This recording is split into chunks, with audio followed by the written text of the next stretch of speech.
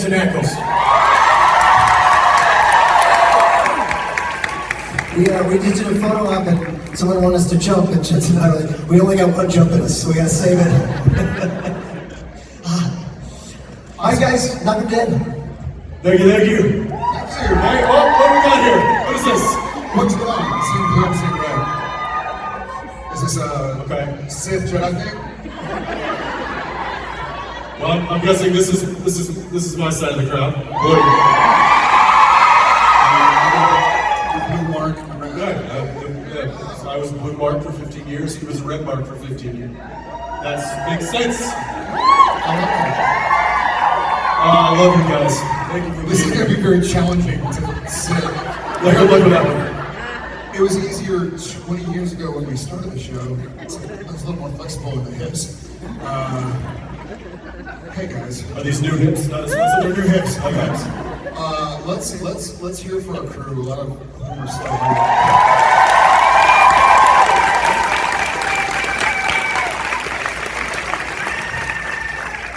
I like that. It's so incredible to see faces in the city where we shot this show we all love. 20 years down the road, it's pretty awesome. Happy to see it all of them.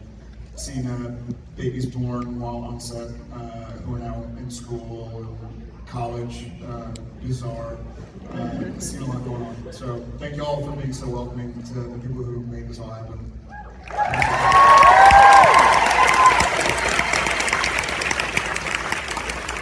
In all fairness, those guys spend more time on set than we do. Yeah, it shows. Yeah. Because if we were on set, the show would have gone. It wouldn't have gone 15 years. No. Yeah. They had to sprinkle us in. Yeah. It was too much. There was a lot. Well, y'all have us. We're here in the home of Supernatural.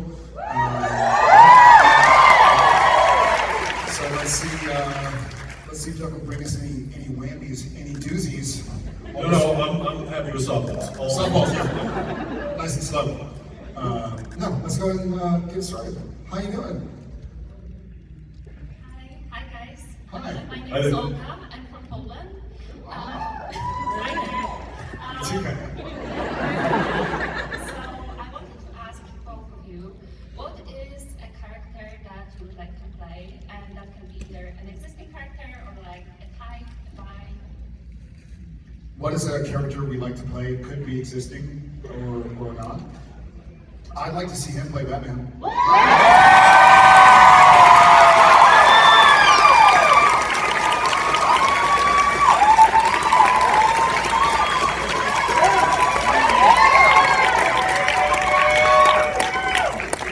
And I can be Alfred.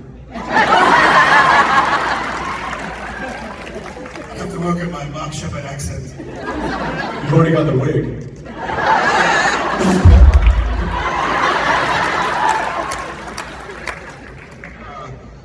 Yeah, I'd like to see him play Batman. For me, what would I like to play? Shoot. Robin.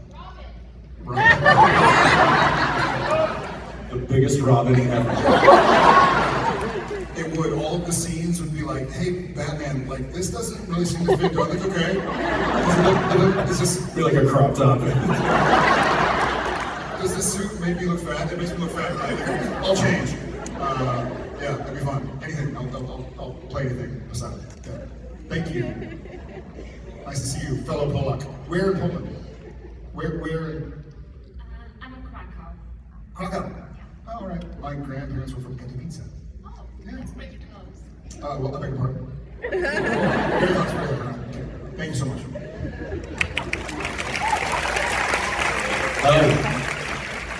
Hi, my name is Molly. I'm from England. I am not really prepared much of a question, but I just wanted to say that because of this show, I've met some of the best people, some of the best friends that I've had. Us too. So basically my question is, how does it make you feel knowing that because of the show that you worked on, there's hundreds of thousands of people that have created friendships that'll last forever? That's amazing. Are you from Liverpool? I am. I can tell. Scouser. By the way, you're the only person from Liverpool I've ever met in person or seen on television that I can actually understand. So, I don't know how you did it, but bravo. And I've been squinting. What's your I love biceps. I love biceps. My shirt says I love biceps. You know what's funny is some of y'all weren't here today, but Jensen's buddy and my new buddy Will, that they're doing Vaught together, is here as well. And so we were talking about these experiences, and he hasn't been to one of these. And I said, we're walking through the guts of the hotel, like down the kitchen and this and that. And I was like, the coolest thing is you'll meet people who will be there with a friend, and they'll say, yeah, we met 10 years ago. They live like 2 towns away. We didn't know, but we were on a fan side, or we went to a convention together, or something, and now we travel around, and we're best friends, and in 2 months we're gonna go do this, or do that together. And so seeing, because obviously, you know, my brother from another mother is sitting next to me, and my other brothers from other mothers are right back there, and our crew, like, so many amazing relationships. I've met so many amazing, my wife, obviously. I should say that. I should say that because she is here, she's back there.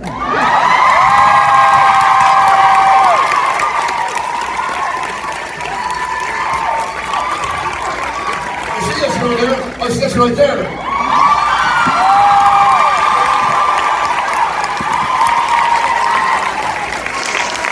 So what I meant to say was, I don't really care, I met my wife, so I'm happy.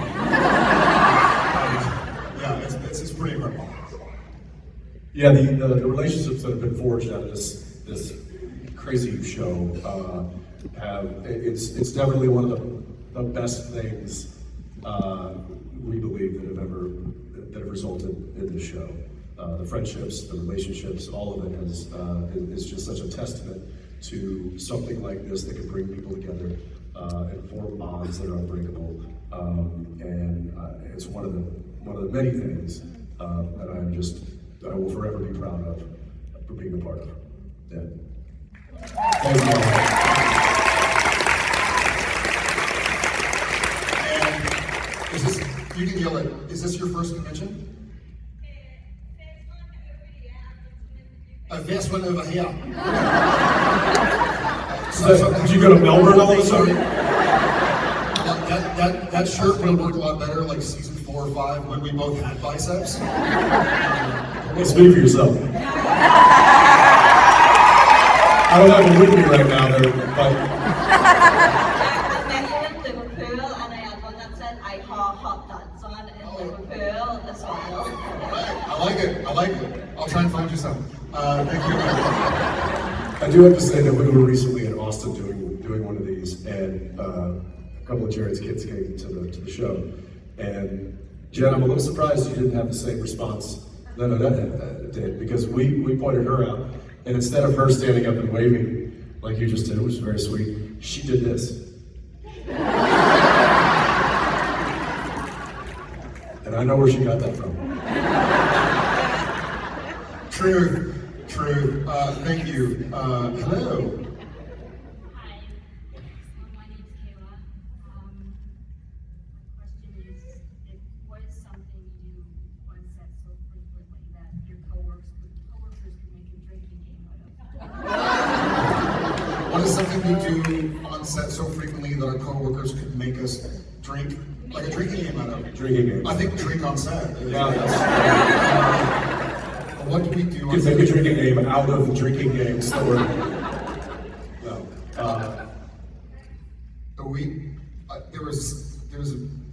There were a few years there when I'd fart a lot. That's past, thankfully. Pun intended. Yeah,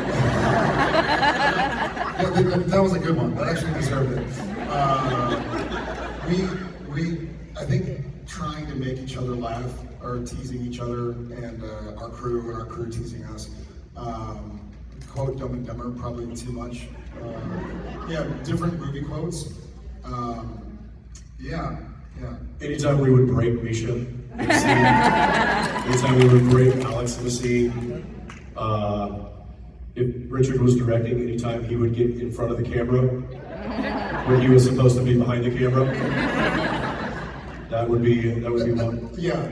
So I'll tell you how you can make spake drink on set for something he does all the time.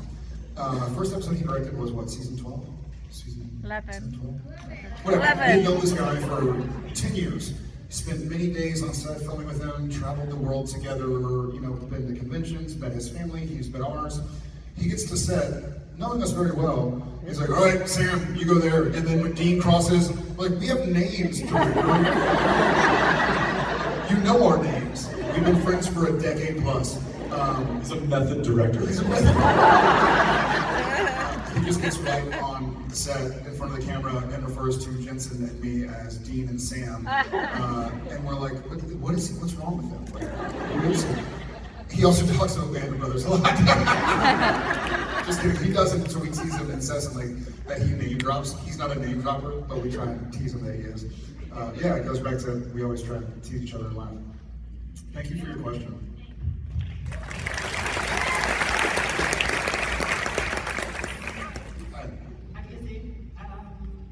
My question is, so I was one of the lucky people who got to take bus tour with Gay, for example, to all the locations here. And I was wondering, what does it feel like for you coming to the city again after 20 years and like maybe driving past the location that you filmed at? I had a moment this morning in my hotel room, and we have a cool room that looks out over the Lionsgate Bridge and the little, kind of where all the float planes fly out. And I was looking out the window, and I could see across the sound, the bay, what do you call it, the bay? The water? Across the bridge. The Burrard Inlet. Across the Burrard Inlet. And I could see the sulfur stacks. And for those who have heard this story, pardon me, but during Wendigo, Eric Kripke, on one of the lunch breaks, took us out to this little park bench in Stanley Park and had like the talk with us. Not that we were misbehaving, but he's like, hey guys, this is gonna take a lot out of you. It's gonna rely on you guys. You have to be steadfast and sturdy, and you have to, put one foot in front of the other. And we were sitting on this park bench in Stanley Park, and you're on the seawall, and people are jogging by, and no one knows who we are. They're like, what are those guys doing? But our view was of the sulfur stacks. And so whenever I see them, I remember that conversation, and that would have been, July of 2005. So 15 years ago. And that will always make me think of 2005. What are 20 years ago. I was told there would be no math. I used to have biceps and good math. That left quickly. But yeah, that was 20 years ago.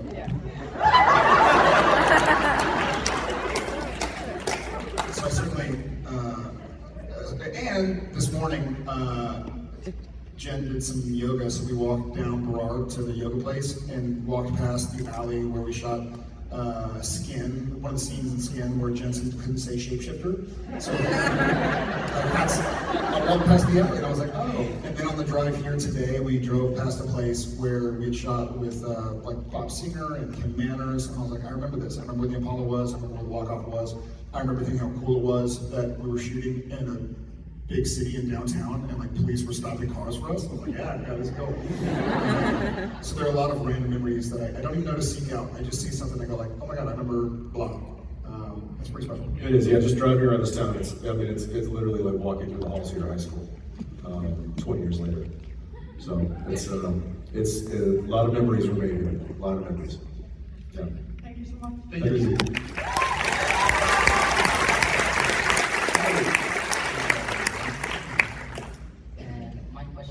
I recently left a very toxic work environment, and I was wondering, since you guys obviously have constant work environments that are changing, have you dealt with a work environment where you honestly, no matter the pay, no matter the situation, you were like, I just need to get out of here? And how did you leave that environment while not taking it with you and onto your new job? Okay, if I understand correctly, you're saying have we obviously enjoyed our work environment on Supernatural. Yeah, but just in general, But since you a work environment that we didn't like and how we got out of it or got past it? yeah. That's a great question. I think I can say this honestly. I'm sure Jensen can. I'm sure our crew can. I'm sure our cast can. There were certainly times or days on Supernatural where I felt like I can't do this anymore. I haven't slept. I haven't eaten, I haven't, seen family or friends, and I don't know my dialogue for the next scene, much less for tomorrow. My hand's broken from this or and I realized that a lot of the times the way I felt, I ended up realizing that it was what I was bringing to the situation, and just even allowing it to make me feel a certain way. And so it always went away. There's a great saying, no feeling is final. And I've lived long enough to see that a lot. You feel like you're on top of the clouds and life couldn't be any better and easier, and then something happens and it changes. Or you feel like I want out, like I just want to sleep, I can't do this, and then you do it, and you're like, I can't do it. And all those challenges along the way built up a belief in myself that I didn't carry with me before having to deal with that. So I don't know if that really answers your question, but just keep fighting. Keep going.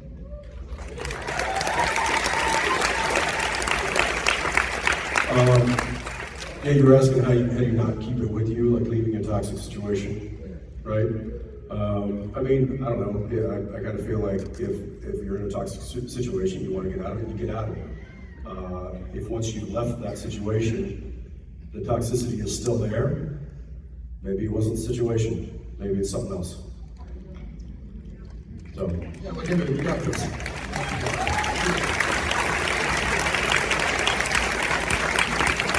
Hi. My name's Diane. How are you? She was for Jensen. What? I like it. How dare you betray our name? When you were playing Deep and Dean, was it difficult for you to sing on cue or doing it?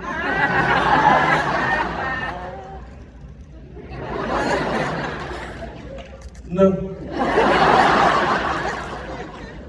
It's quite easy in fact. Yeah. It's harder to sing on key. I think that there's way more keys that are wrong than there is that are right. So it's like going up to a piano and just being like, well, this is easy. Bang, bang, bang. Yeah, no, that wasn't difficult. I mean, it certainly had to it required a little thought, but no, we got it pretty easy. Thanks. It was worth it. Thanks, Sam. How you doing? How are you? Nice to meet you, gentlemen. Thank you for being here. My name's Greg. I'm here with my wife, Chrissy, from Orlando. And we both had questions. Yours was better, so I'll ask yours if that's okay. You had questions for our witch, I'm sorry. Sorry. I missed it. Oh, got it, sorry. I think I'm getting an echo. Like, I think he said something. Sorry, go ahead. So, Supernatural is very near and dear to our hearts. The only other show that is probably just as important is Dexter. Y'all are fucked up.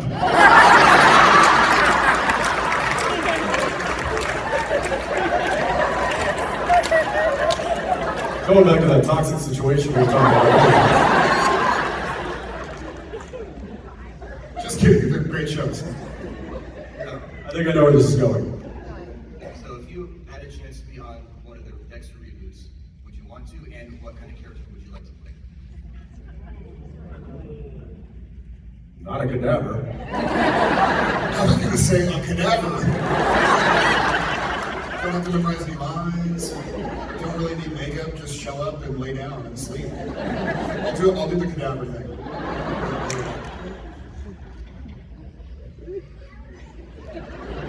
Gosh, I don't know. Somebody that's friends with Dexter. Somebody that's not a target. Yeah. Great shows, though. Thanks so much for being here. Thank you very much. Thanks.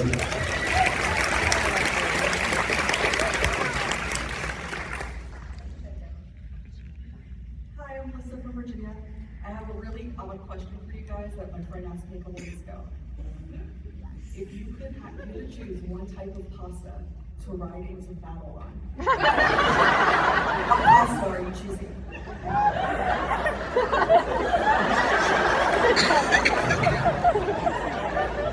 Amazing question. I'm gonna go was gonna get to that. You want the answer? I'm gonna go gnocchi because I can hide inside of it and have like a little pillow around me and still be eating it while I'm inside of it. So yeah, it would be nourishing and protective. You know, like I'd be a bubble boy just in a piece of gnocchi. And who's gonna kill a gnocchi? Not me. Aren't we supposed to be riding on it? You can. I said right into battle. Ride into battle on a piece of pasta. My answer stays the same. I just want to understand the question properly. I'm sticking to my You're answer. understanding the question properly. Thank you. I'm sticking with it. Gnocchi bubble gummy. Jared, your answer is close to my answer. Is it? See, you were teasing me. What, a soft pillow? I would use spaghetti, and I'm gonna make it into a Trojan horse. I didn't know they could, it was shape. Shut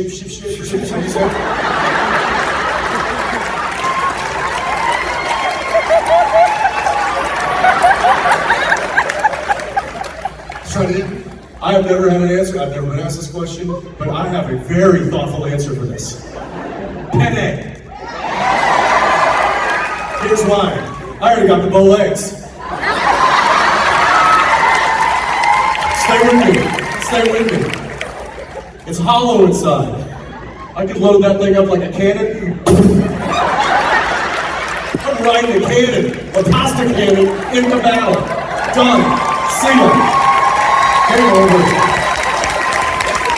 Enjoy the Trojan spaghetti verse. I'll blow that up with my penne. And then if you overshoot, then you'll just land on a gnocchi. A soft landing.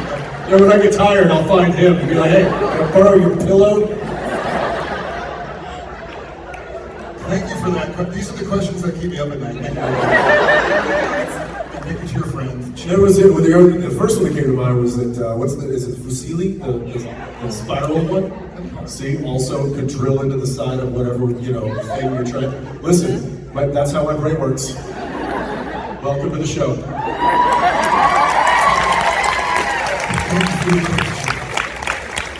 Beat that. My name is Caitlin from Washington, and it's my first con. I'm sorry. This is for Jared. So, a couple of I'm an investment banker back home, and I do a lot of wealth planning. And I was not sober one night. Obviously, Oh, been there. The investment part. I'm feeling targeted. And I like it. obviously Sam was dead in the eyes of the government, but he lived a long life. How did he claim Social Security?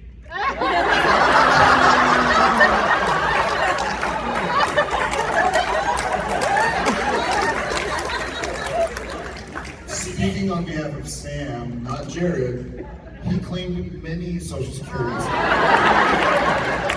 See what Sam and Pete did in some of the episodes is they kind of offed some people, but they burned them, so there was no record of them dying. So he's like, yep, thank you. Yep, thank you.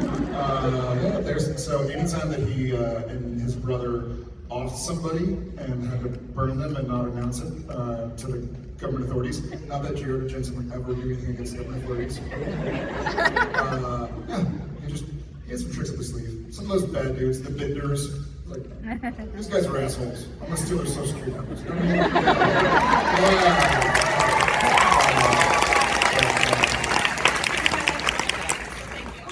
mean? Thank you so much.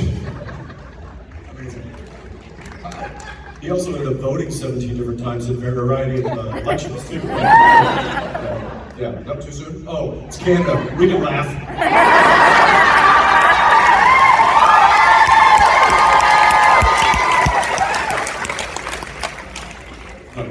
Hi.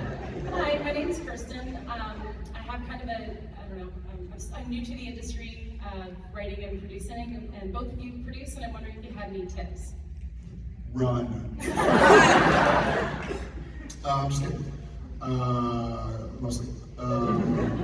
Bob Singer said to me once when I was when I was venturing into the producing game post Supernatural, I asked him a similar question, and his response to that was, producing is a shitty way to make a great living. And of course I'm like, Bob, I want any more than that. So it is, I mean, you are effectively you're the fireman, and you're just waiting for fires to break out constantly. You can set everything in motion. You get the show, you can get the personality, you can cast, you can crew up, you can do all that stuff, and you're part of that kind of like genesis of a project. But then once it gets going, it's effectively you're just there in case fires break out to put them out. Which if things run great, then there's really nothing to do. But when you're just waiting for things to go bad, and when they go bad, then it's up to you to kind of figure out how to deal with this, with the studio, with the network, with the investors, with whatever it is. And so it can be, it can be taxing to some degree. Yeah, I agree with that. I agree with that when the project's getting made, when it's going. I think I'll say something similar, but from a different angle. Thinking about the building up of it. I was watching the special features for Deadwood one time, and one of the actors, I don't remember which one, it might have been Ian McShane, but they said something like, if you give an actor 3 months to build a character, it'll take them 3 months. If you give them 3 minutes to build a character, it'll take them 3 minutes. So I think part of the producing experiences that I've had is you have to be very comfortable making a decision and also remain curious and flexible. That decision might change. They might writing. I'm gonna write this. You could edit it, I imagine, for the rest of your life. And it's not perfect. But if you go here, this is what I have right now. If somebody says something about this scene or that character or whatever, I'm gonna remain flexible. Like, keep the ego out of it. 2 heads are always better than 1. And so if you remain curious about what they're saying, and we would say this on set, I've said this on every set that I can remember since Supernatural, best idea wins. I mean, I can't count the amount of times that the crew that y'all saw here a second ago would off the cuff say something. I've read the script 100 times, I've memorized basically everybody's dialogue, and they would say something and be like, oh yeah, that's actually so much better. Or yeah, oh yeah, that's true. So one way or the other, had they not said that, they were gonna call action, I was gonna say my dialogue, and they were gonna call cut, we're gonna move on. But just if you keep it open ear, you have to make decisions, and you can think about decisions and overthink paralysis analysis. Like, you just think about it so much, that's the only time you're gonna have to do it, or make a decision. But just once the decision is made, it's not written in stone. It's not the nuclear codes where you're like, well, it's done, rolls over. It's like, hey, I'm still open-minded and flexible, and I might see it on a page and think it's wonderful, and then see it on a stage or on a film set and go like, oh, that is not actually translating the way I hoped for it to translate. So just be able to be comfortable making a decision and be comfortable changing that decision. That's it. Congratulations.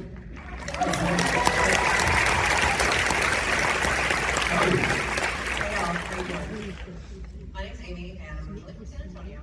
You called me a name because I'm a Florida. Tell me what you call me. Rich bitch. That's right. And you and my husband fist bumped over that. It was awesome. But seriously, do you guys want a more serious question or a more lighthearted question? What do y'all want? Lighthearted. Awesome. Okay. So my husband's family has this thing where if somebody's feeling down or drained, you give them a hug. You say, "I'm going to give you my cosmic enzymes." Do you guys Cosmic enzymes? Cosmic enzymes. Just hug up and use them. Jensen. No, Jensen. Would you like some cosmic No. This was going to be a sweet question, Jensen, and you just made it weird. But my question for you is, I've seen Jen's content on Instagram, Facebook. She's lovely. She is. I'm assuming that at least Jared has something in his family similar where they're giving each other energy and maybe something cute, some kind of ritual, and maybe Jensen does too. What is that? God, you probably answer this better than I would, Jen. Jen says kiss your brain a lot to our kids when they do something. Yeah, it's like, cool, kiss your brain, and they'll go, just remind him, like, hey, it's not easy being a kid, and life is complicated and hard, and dad's gone a lot, and mom is very busy as well. Life is crazy, so just keeping that support, like letting them know they can do it. I try not to transmit my cosmic enzymes to people who want to get something. That's how we ended up with 3 kids.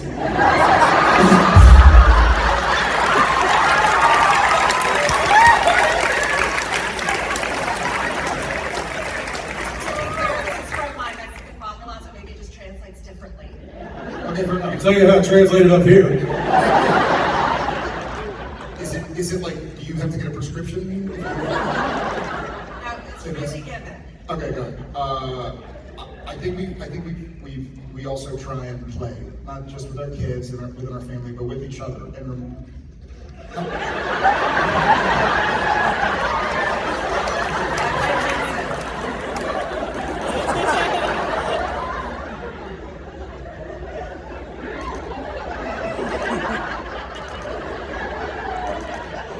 swabs and cream.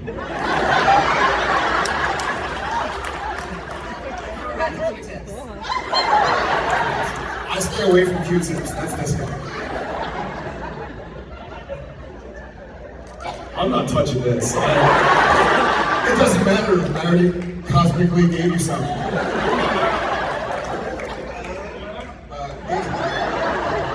Amy, thank you very much for that visual. I know you appreciate it. Thank you for being here.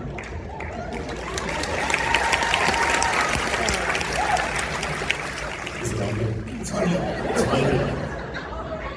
I'm Maddie, I'm from Ontario.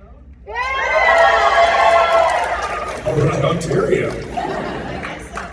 I was just wondering if after filming any episodes, did you ever go home and have any bad dreams related to the show? And if so, what was it? This would be a great time to make a joke about how going home to like a family of children is a nightmare in itself, but that's not true. It's not true, and I'm so happy to see them all the time. I have some. I don't know if I have dreams about actually. When I had bad dreams that were work related, they were work related, like not remembering my dialogue or something. It wasn't like, oh, there's a ghost in the house, or oh, there's a Wendigo, or oh, there's a Boogaroo. It would really be like anxiety dreams about a scene that's upcoming, like the barn scene. You kind of go like, oh, we're gonna shoot that someday. Am I prepared? But like, it'd be more like anxiety about work than what the work was that we were doing. I don't know if I had dreams about, creatures or anything. I would say, if anything, I began to have less of those types of dreams working on the show. It almost like desensitized me to monsters and scary things that your brain might come up with in dreams. I do feel like that. I feel like I've been overly exposed to seeing how the sausage is made, and cosmically overly indulged in the cosmic, what was it? Enzymes.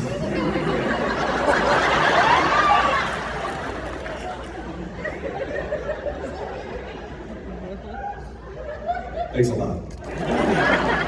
I'm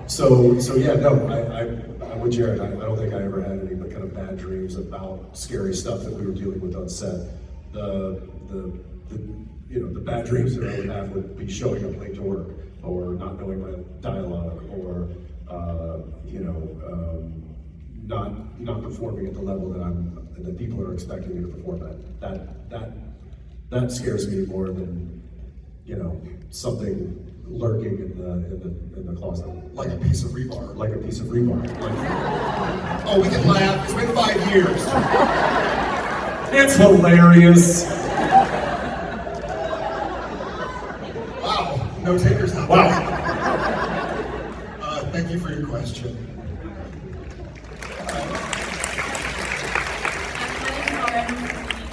My question is for Jensen. I'm sorry, Jared. Great. I work in live music, and I was wondering where you met Corey Taylor and how your friendship began.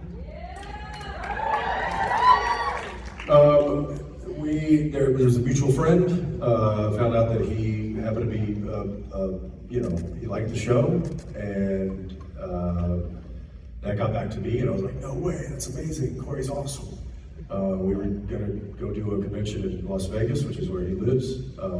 So kind of through the channels, reached out to him to ask if he wanted to come and meet up, and I would love to meet him, and he was excited to come and meet us, and that's how that happened. And yeah, that's how that happened. We still check in with each other today, and you know, he says really, you know, he's like, hey man, just thinking about you, hope you're doing well, sending you all the cosmic enzymes. And I tell him that he's got the wrong number. I don't do that anymore. It was a phase in college. It was, just kidding, I didn't go to college. No, so that's kind of how that happened. Just mutual respect for each other's work, and we connected through that, and yeah, he's a solid guy. Yeah, thanks. I saw you in Orlando at the end of last year, and JJ said that he knows you guys. I thought that was quite cool. Yeah, similar story there. Just kind of knew each other's work, and kind of connected, you know, in a roundabout way. And yeah, it's fun when you can make those connections. Yeah. Thank you. Thank you. I'm from Alabama, and I'm sorry. I'm from the South, and food is a way to communicate love and just feeling like you're surrounded by people. And I know you guys are on the road a lot, or you were definitely when the show was going. And anyway, long story short, when you guys get back home and you're surrounded by your family, your loved ones, and you are seated at the table and you've got your meal, whatever you're about to eat, what is that meal for you that makes you feel like, man, you can just exhale, you're back home, and you can breathe? What is that for you? And it could be whatever she makes.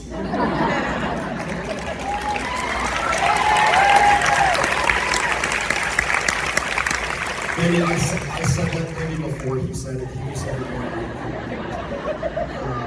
You stole my line. Beat that. I love freshly caught king salmon off the Alaskan coast, harvested. What's the most difficult thing to make? Not that. Okay, whatever. Freshly caught, you have to catch it. That was a joke. Caught by hand. Yeah, it does change a lot. I'm more of a hearty kind of food fan in general. We'll do barbecue with the kids. We'll do Tex-Mex. Yeah, something that's fun, and I think what Jensen's saying is, you know, just the idea of sitting down and eating anything together. It can be cereal in the morning. This is fun actually. I say we, I'm taking credit, but now that Jen's here, I can't take all the credit, like I usually try to. But on Saturday mornings, you know, because the kids are not going to school, so we have a little bit more time, Jen will do a great breakfast. We'll make pancakes or waffles with the kids, and they like to get involved. They like to get the little 3/4 tablespoon thing to pour out milk. And we have a chicken coop, and we can go out and get our own eggs, and our son loves doing that. He loves trying to make his eggs, and our daughter loves trying to destroy everything. And then she'll eat it. But I think those bits where they like to get involved somehow, even just to put up the plates and the forks and the napkins, where it feels like we're all part of a family, we're all just there to spend time together, is pretty wonderful. I'll give you the one dish. There's one, now that I'm thinking about it, just to get him off the hook. There's, every year, for the holidays, my wife and her mother, my mother-in-law, get together and they make a chicken and sausage gumbo.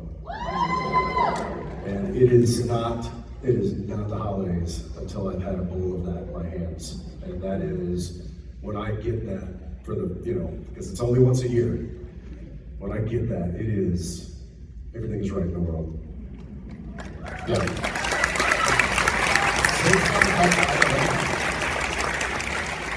Hi, my name is Moxie. It's not my question, but I do have something to give to Jensen, if that is okay. Sure, yeah, that's an easy question to answer. Here, just hand it to me right here. What you got? Oh, that's great. You did this? Oh, you didn't have a question? Oh, this is, I was gonna say, there's no question. This is just a really cool picture of Red Hood.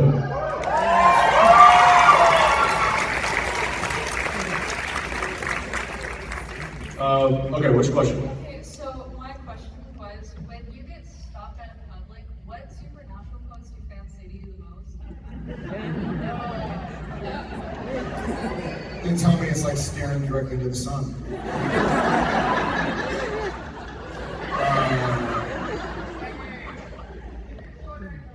You're shorter, Chris. Yeah, the supernatural quote. Bitch jerk is always a favorite. I get the son of a bitch, Sammy, salt gun, and pudding. Yeah, I think it's probably jerk bitch or so get this. So get this. So get this. Yeah, thank you for your question.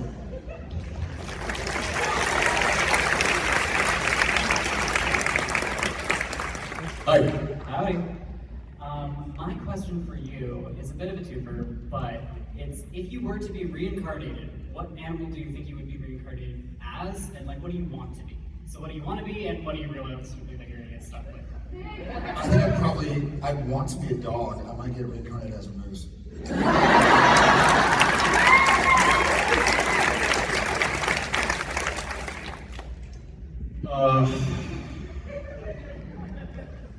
I'd probably get reincarnated as a dog, and I would want to be an eagle.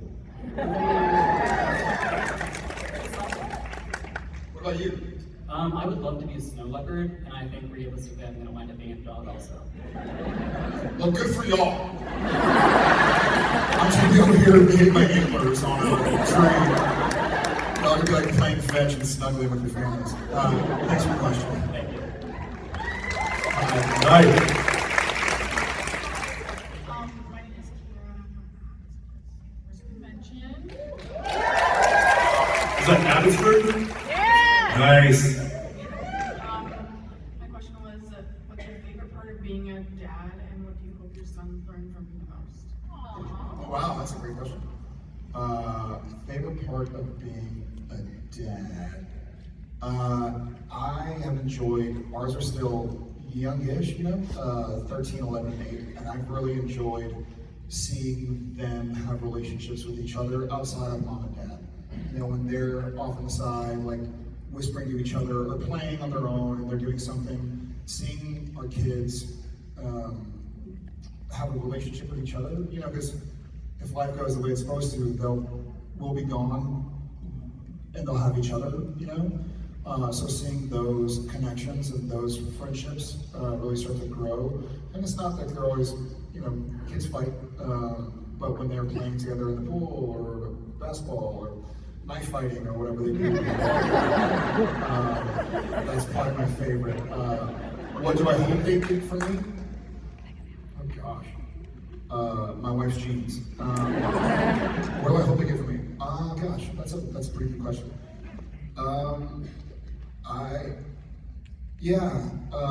You know what? Curiosity. Yeah, I don't, there are times where I can be not as kind as I'd like to be, or not as compassionate as I'd like to be, or not as patient as I'd like to be, but I'm always curious, and that helps a lot. That helps me get past my down moments, just wondering why and how, and I hope they are truly interested, and that they continue to learn forever and ever. That's interesting. I was just listening to the Sturgill Simpson song, and he has a line that says, "The only word you need to know in life is why." I don't know. I mean, there's a laundry list of things I could pick about what is great about having children, and there's another list of things that are just awful.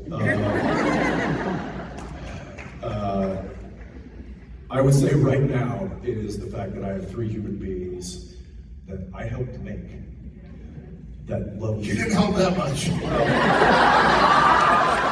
It didn't take a lot of time, but it was sufficient. No, but there are 3 human beings that love me unconditionally. How long that lasts, time will tell. But right now, I've got 2 8-year-olds and a 12-year-old, and I am still part of the center of their universe, and that's pretty amazing. What I hope my son and my daughters learn, there's again a long list. I'll pick one. That they truly understand that there's no one rooting for them more than me and their mother.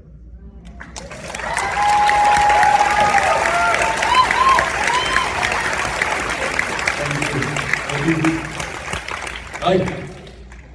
Hi, I'm Helen.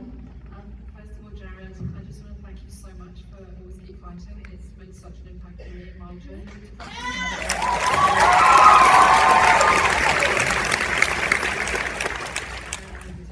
My question is, if you could try any job behind the camera that isn't directing or executive producing, what job would you want to try?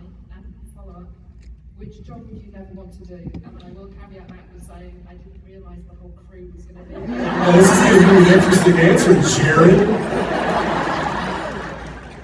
Inquiring minds would like to know. What job would I like to do? Gosh. I'll tell you a job that I would find taxing. Not everybody's gonna know what this means, but a script coordinator.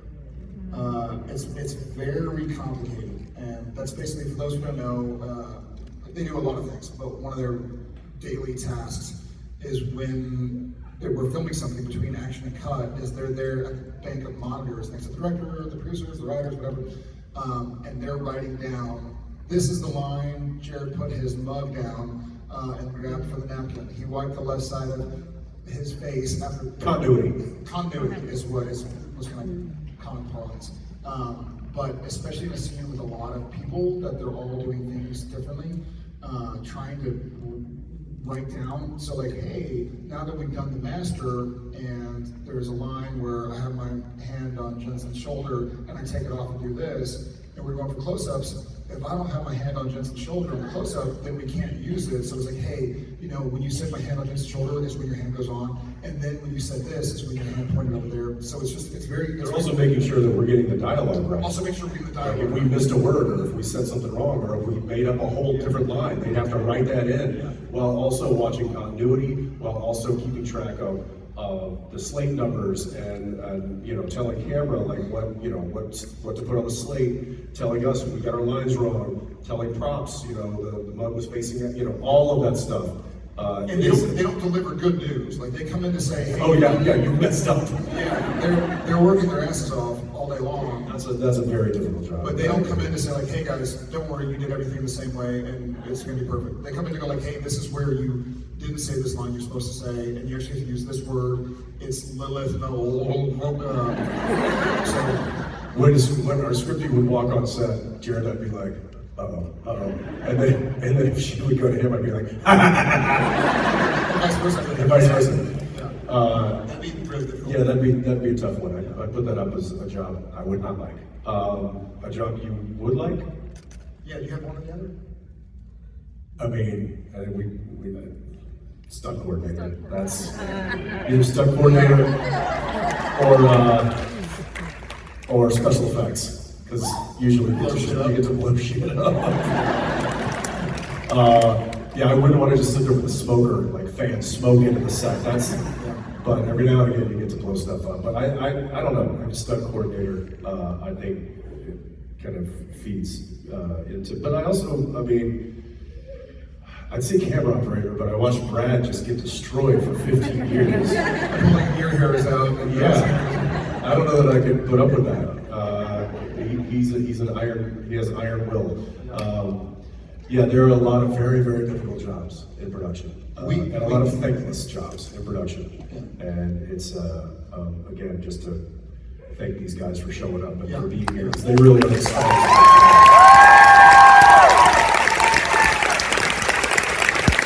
I will say this also very quickly, and They're all incredible. Mike Carpenter, who you met a second ago, he, we grew up in Texas. We were kind of rough and tumble. We'd wrestle with friends. We worked out. We played sports. And I was like, yeah, stunting is fun. Like, that'd be cool, man. And, when stunts do a badass job, they call cut. It's like, yeah! And then the episode where Sam gets hit by a car and Carpy got hit by a car 3 times in a row. I was like, nope. Nope. Was it the third time? It was the Carpy third that you were like, I'm good, we're done. It was what? You still feel it? Yeah. I was sitting there watching because, Sam's character doesn't have a helmet on. You can't wear a helmet. So they had to put like a figure skating pad underneath and then a wig. It was it was nothing. And he's getting flipped over the car for one of the things. I'm like, It's like, I'm not gonna be doing that anytime in my lifetime. That's why I said coordinator, not stunt guy. But yeah, thank you for your question. All right.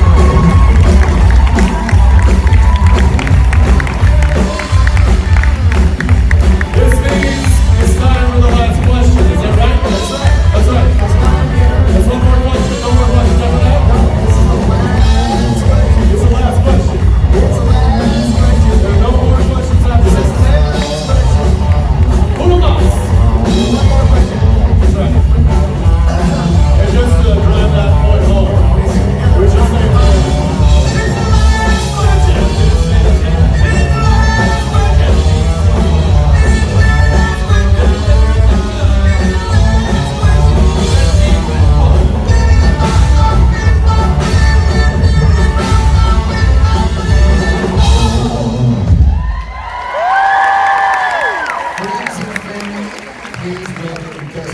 from Barrier, British Columbia. Which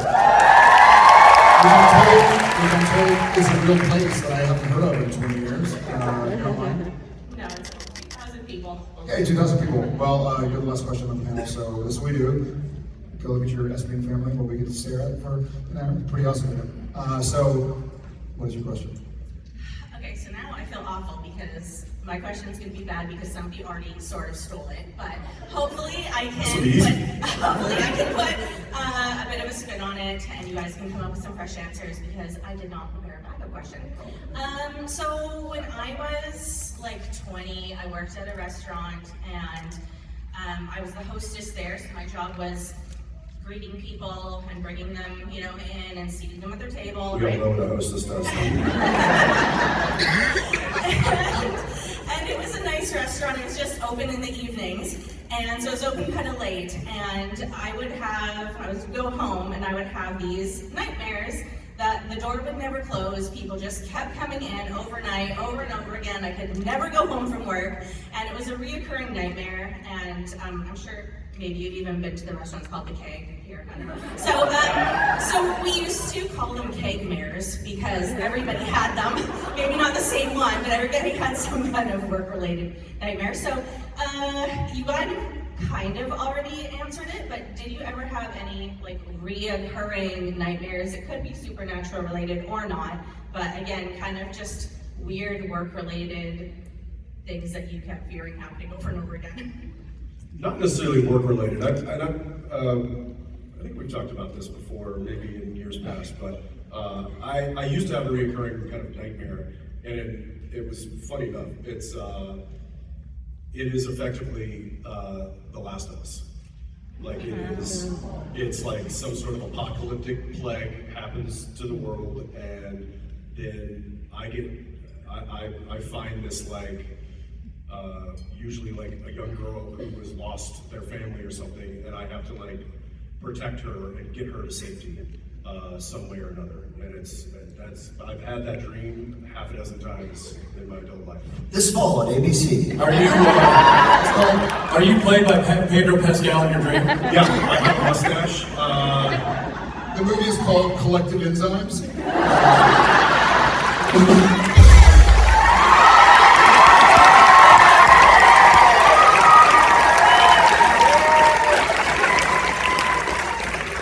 But now that that show's out, I'm like, oh, well, that's it. There it is. That was my nightmare, and it hasn't happened since. So there you go. Yeah, I don't have the same nightmares. I will say this isn't a nightmare, but this happened. My wife was there. We did like a date night in Austin at the Driscoll Hotel. I think a lot of y'all, maybe some of y'all been there, I know some of y'all have. We went and stayed. It was one of the rooms, and at night, go to bed, and I can feel she's in love with her husband, and she's pulling the sheet down off my back, and I'm like, really? Like, I'm kind of tired. I can feel her fingertips, like pulling the sheet down. Like it feels like that. And I'm like, let me just see if, and I turn over and look, and she's on the outside of the bed, not facing me, fast asleep. And so then I'm like, I'm just gonna go back to bed. I'm gonna go back to bed, wake up in the morning, and go to make a coffee, like in the in-room coffee machine. And there's a light flickering, and I'm like, what? And then I look at the balcony doors, the curtains are open, even though I closed them. And I'm like, okay, I think you're here, yada yada, it's fine. I mean no harm. And I end up turning the television on. And if y'all see hotels where every time you turn the television on, you can be watching ESPN. You push on, and it goes back to like, hey, I'm Mario Lopez. You're a hotel guy. So it's one of those hotels, right? It goes back to like menu services, room order, or whatever. And so I'm like, I'm just gonna ignore this. I have my little coffee, and I grab the remote, and I turn the TV on, and it's Ty Olson and Jensen in Purgatory. Not a word of a lie. And it's like the sepia tone, black and white. I'm going like, huh. And so I turn the television off, and I'm like, okay, I hear you. We'll get here soon, don't worry, we have to go back home anyways. Turn the television back on, and hey, I'm Mario Lopez.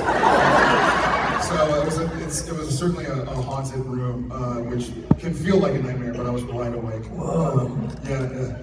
That's weird. It goes to Mario Lopez. It took a very long time to plan that prank. I worked on that. Oh yeah, no, it was like Mission Impossible, like coming down and just like gonna change the channel. You're gonna stick this string on a sheet, pull it out. Just doing this. Yeah. Desiree, thank you so much for your question. Thank you for being here. Thank you.